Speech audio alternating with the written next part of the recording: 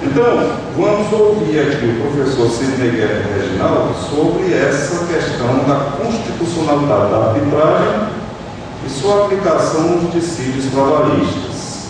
Então, professor Sidney, fique à vontade, pode aparecer. Obrigado, professor Micael. Boa tarde a todos aqui nesse congresso aqui. Quero deixar o meu voto sempre de agradecimento às pessoas do professor Micael, um grande amigo, antes de ser um grande amigo, um profissional do qual eu me espelho muito, que honra toda a classe a que ele constitui, tanto como juiz como professor. No nosso direito, que é um posicionamento até parecido com o dele, tem algumas crias no nosso direito. Eu acho que nós passamos por um processo do direito que tem umas crias que vão ter aqui um mandato de injunção, por exemplo, vamos ter uma arbitragem, por exemplo, e nós temos vários aspectos no direito que não se pratica nesse país. Eu não sei se é por cultura e jamais será praticado, na minha visão. Em relação só ao que o professor Micael estava falando dos princípios, eu acho super interessante, que dos princípios você, para resumir, pode ficar no dade, no sufixo dade. Liberdade, igualdade, tudo que tiver dado, você joga para o princípio para facilitar mais, né? Então, como ele falou lá, um princípio da relatoria que não tem o dade, então deixa de ser princípio. Mas evidentemente que os avanços tecnológicos estão à nossa frente, venhamos a gostar ou não. Eu acho que a proporcionalidade da tecnologia não condiz com a proporcionalidade da feitura dos processos virtuais, da preparação dos processos virtuais. A tecnologia está um avanço muito grande, os processos virtuais dos tribunais, não só o trabalhista, tem avançado nisso aí, quando na verdade eu tenho pesquisado, inclusive no Tribunal de Justiça daqui, várias coletas de dados que muito me instiga, que me preocupa bastante. Por exemplo, em todo processo trabalhista, em todo processo virtual, seja trabalhista ou não, só para vocês terem ideia, existe uma proteção contra o vírus, mas nenhum no Brasil tem uma proteção contra o hack. Então, o professor Juliel disse que uma assessora dele, ao imprimir o relatório que ela faz, nesse momento ela está fazendo correto, porque o sistema virtual do nosso país não tem proteção contra os hackers. Só que nós temos a ideia, os bancos chegam a pagar R$80 mil para uma pessoa mensal só para ele combater os hackers, e todo dia tem que tentar entrar nas contas bancárias. Nós não temos essa proteção. Os processos virtuais no Brasil, todo mundo está acelerando, mas não tem essa proteção contra o hacker. Outro ponto, só para pegar a fala do professor Juliel, quando fala nos avanços tecnológicos, que eu acho importante, é a questão da saúde. Não sei se vocês sabem, ainda no Tribunal Trabalhista, ainda no Tribunal Civil, ou quer seja ele federal, na esfera que for, a tela do computador não é de LED. E ali cansa demais a vista de quem vai ler. Você pegar um processo digitalizado, ou seja, virtual, de 300, 400 páginas, quando chegar na 10ª página, 15ª, não dá para proporcionar, cada um tem, você não vai conseguir mais ler. Ou seja, aquilo que é para avançar, poderá, de certa forma, retardar. Todo mundo fala da virtualização do processo, mas não tem cuidado desses aspectos do hardware, digamos assim. Aqui vocês já tiveram a experiência que quando você fica demais no computador, seja no laptop, há o cansaço da visão. Você não consegue ler.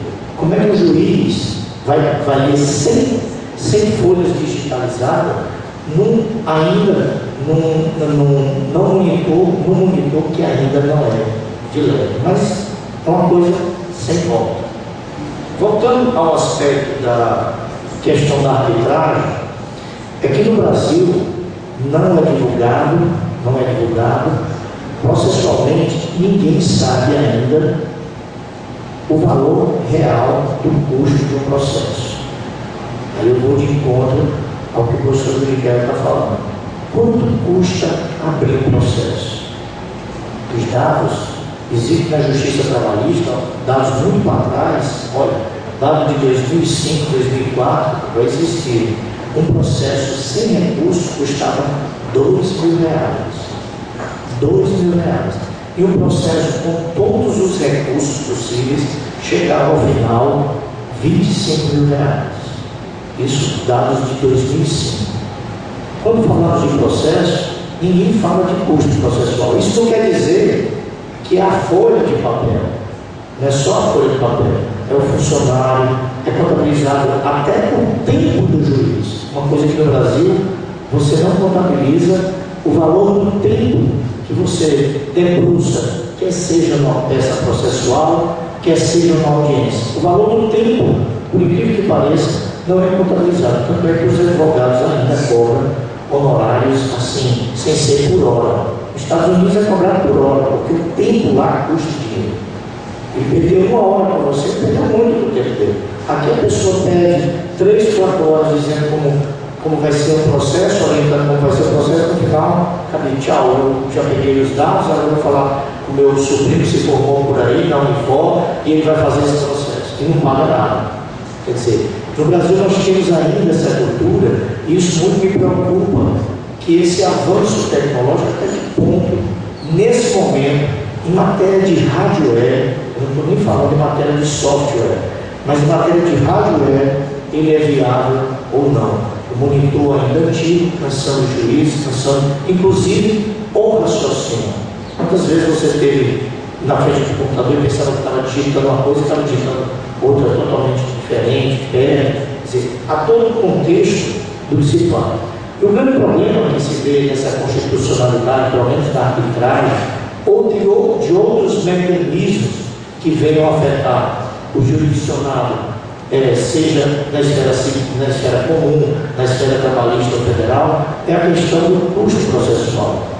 Se fala muito isso nos bastidores, a questão que está em volta a administração da justiça. Não sei se vocês estão a par dessa palavra. Nos bastidores se fala muito como é que fica a administração da justiça, como é que fica todo esse aparato, quanto é o custo disso aí.